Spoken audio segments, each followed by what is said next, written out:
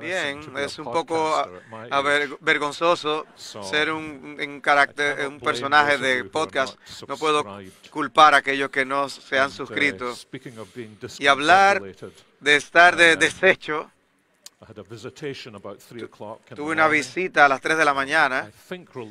Creo que es relacionada con la discusión en la sesión de ayer del bautismo católico romano. Fue visitado por un cardenal católico romano que me dijo que va a haber un nuevo consejo y que sería posible hablar detrás de bastidores.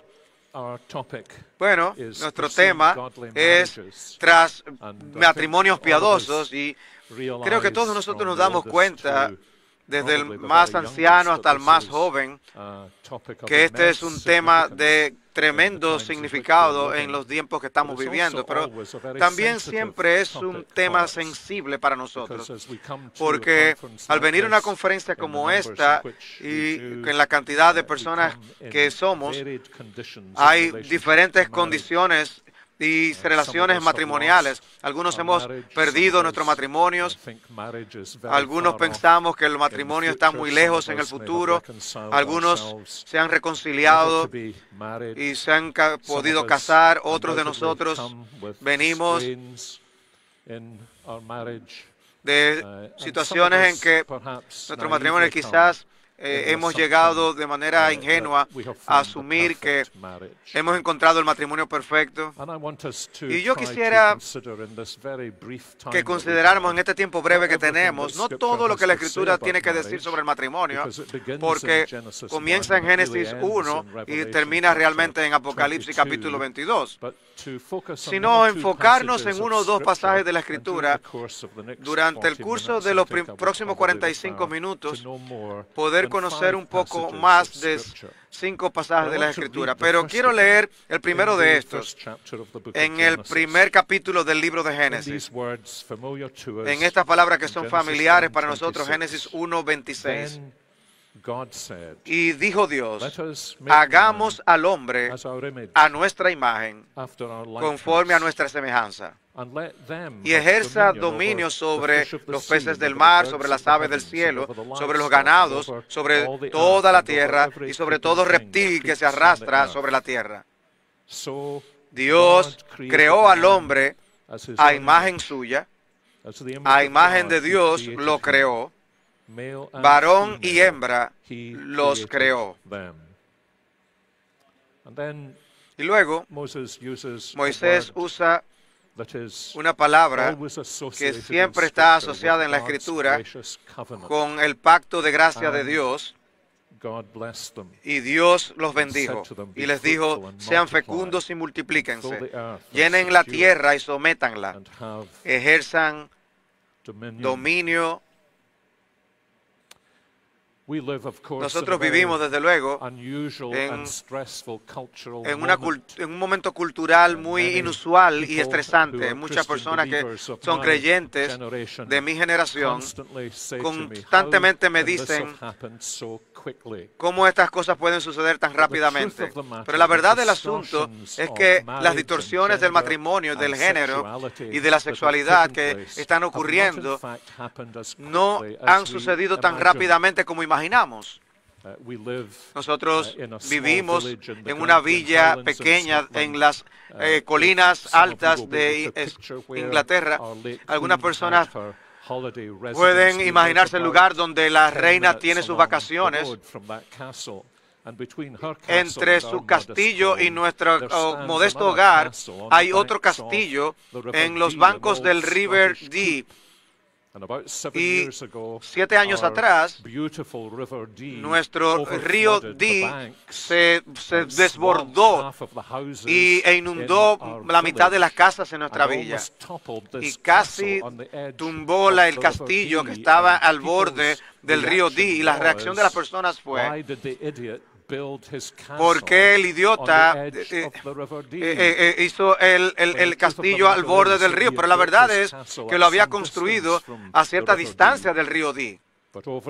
Pero por los siglos, las décadas, el río había cambiado su curso y se había metido en los bancos del río y llegó hasta el borde de su propia casa.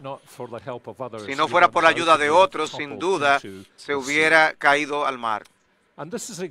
Y esto es exactamente lo que está sucediendo con relación a asuntos de género y sexo y matrimonio en nuestros propios días.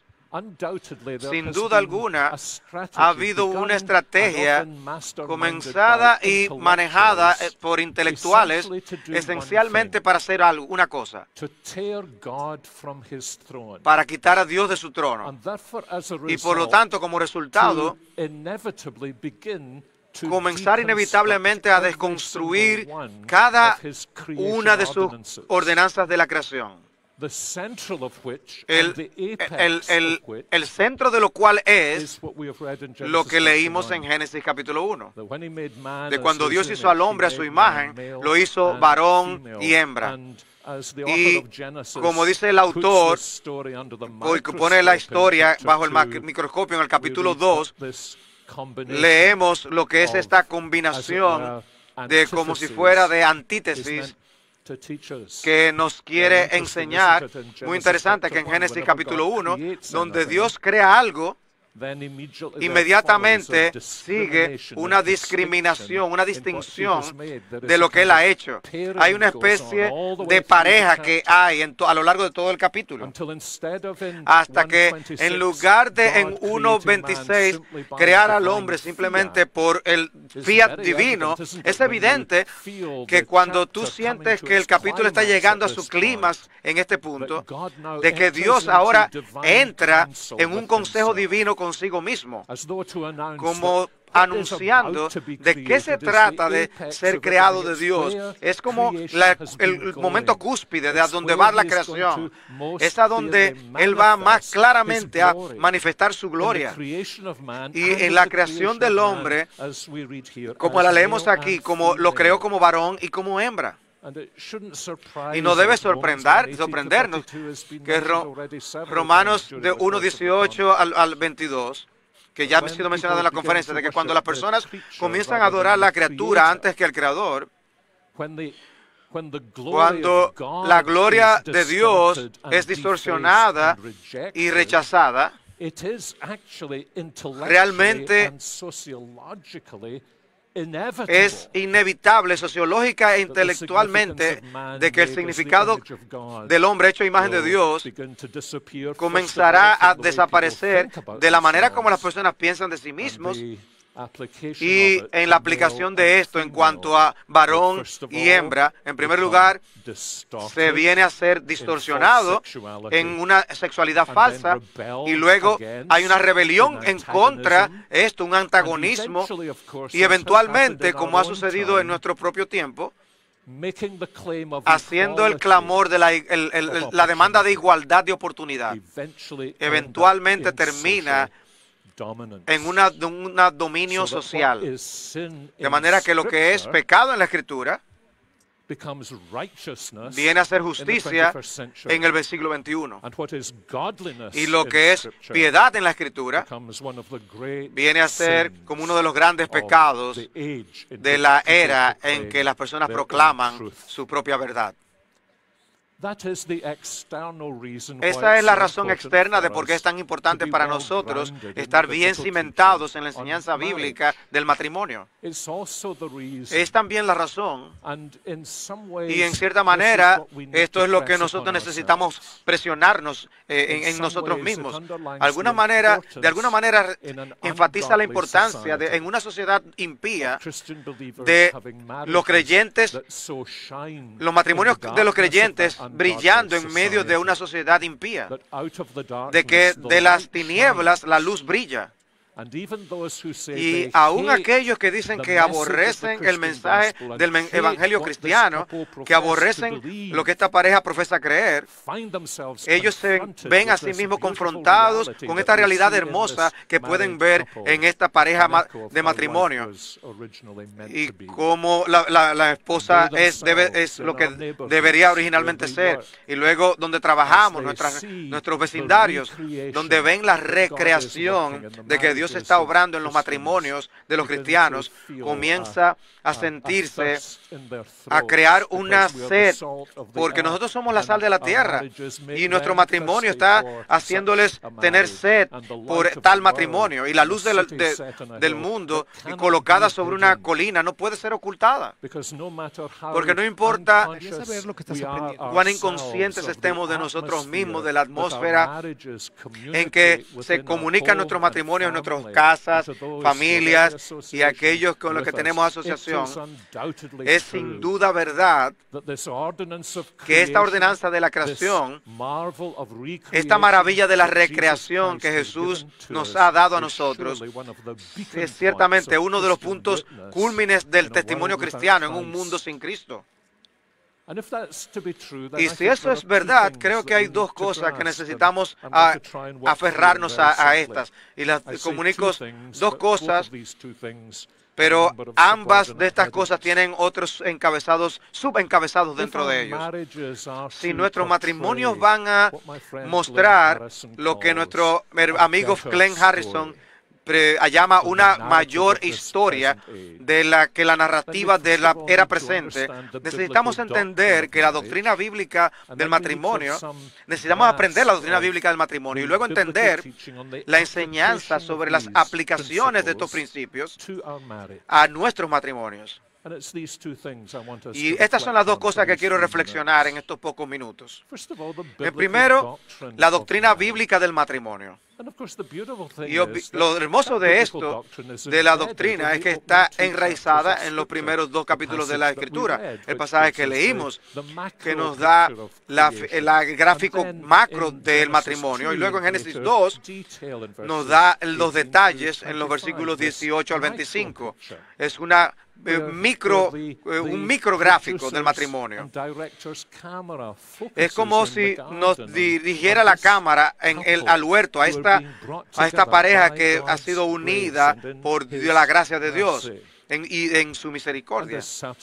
Y ciertamente, cada ministro explica a cada pareja que se va a casar, lo que va a ocurrir en su servicio de matrimonio es un eco de lo que ocurrió en la primer servicio de boda, cuando el padre trajo una mujer al hombre con el que se iba a ser unido, y es por esta razón que cuando nos casamos, una de las cosas más sencillas y maravillosas para entender es que nuestro matrimonio no es un sacramento del Evangelio, es una presentación hermosa de la historia de la creación.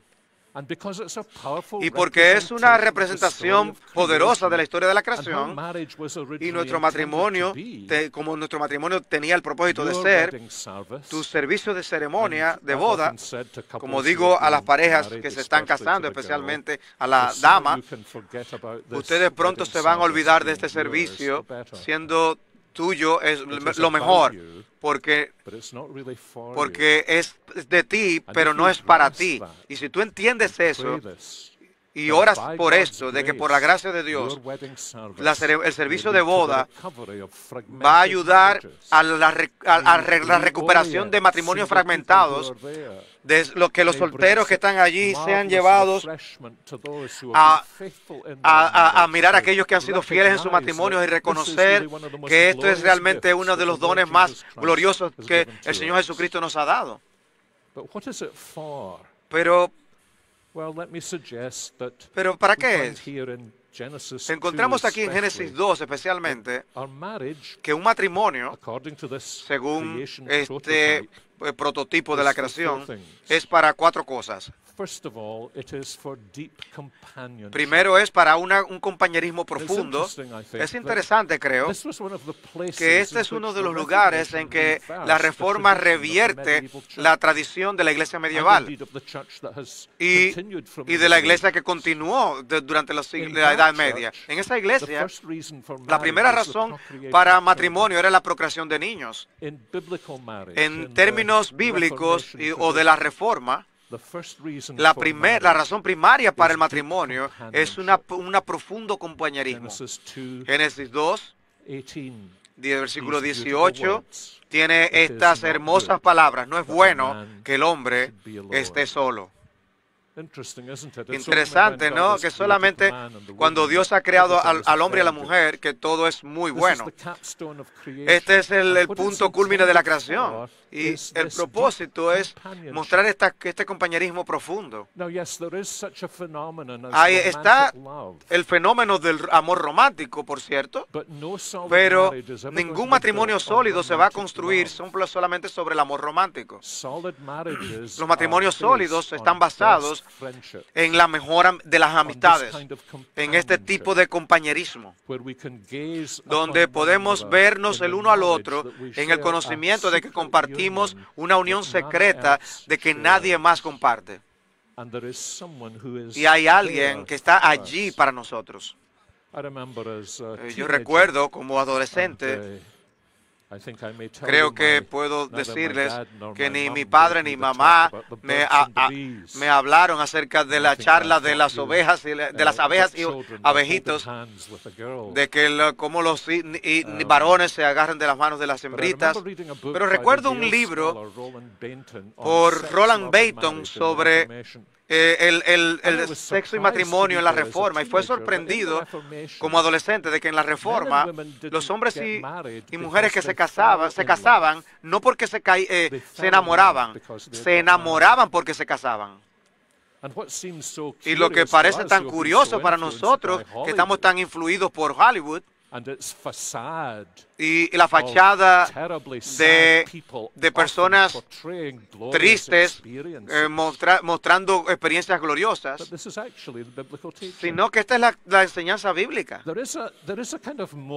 Hay un momento aquí en la historia de Génesis donde tienes un toque de romance, pero lo grande en la historia de Génesis es que esta mujer había sido hecha para este hombre, para ser su mejor amigo de por vida. Si lees en el Antiguo Testamento, hay una o dos narraciones de cómo parejas llegaron a casarse. Y quizás la más hermosa, aquella que se puede ser llamada la historia más hermosa, la historia de Ruth y Boaz. Hay una palabra que se repite una y otra vez en el pequeño libro de Ruth que realmente subraya todo lo esencial del matrimonio bíblico. Es la palabra Hesed. El amor de lealtad, amistad. Fue esto primariamente lo que Boaz vio en Ruth, lo que luego Boaz demostró hacia Ruth. Alguien puede decir lo que si tú estás contemplando el casarte, una de las cosas que necesitas preguntar a tu potencial pareja es: este hombre o esta mujer va a ser mi compañero amigo de por vida, porque fue para esto que Dios dio este matrimonio, fue para un compañerismo profundo y le amor leal. En segundo lugar, también es para el deleite mutuo. Y esto sale a expresión, ¿no?, en la primera palabra que Adán habló aquí. Realmente esto es muy interesante, porque todo esto ocurre aparentemente en el primer día de la creación de Adán. Él ve a la mujer que Dios le trae, versículo 22, y luego, si estás usando una versión moderna, pueden notar que esto está colocado en forma poética.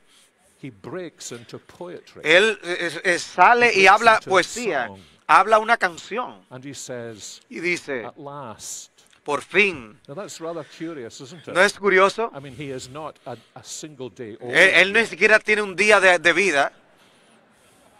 But the at last Y el por refers not so fin much to no es how tanto has it taken you so long por to cómo, do el this cómo te has tardado tanto en traerme esto, sino el hecho de que esta mujer es la última de una larga lista de potenciales mejores amigos.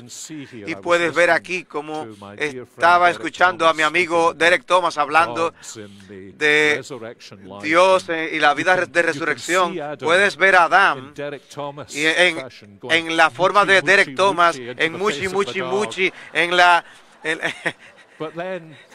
pero luego regresando y diciendo, yo soy demasiado inteligente para esto para mí. Y luego aparece ella. Y dice, wow, por fin. Y hay como un fin para la historia en esto, al final del capítulo. Hace años, R.C. Sproul dice que habló como de esto como el epílogo de esta historia. El hombre y la mujer estaban desnudos y no se avergonzaban, como dice el versículo 25.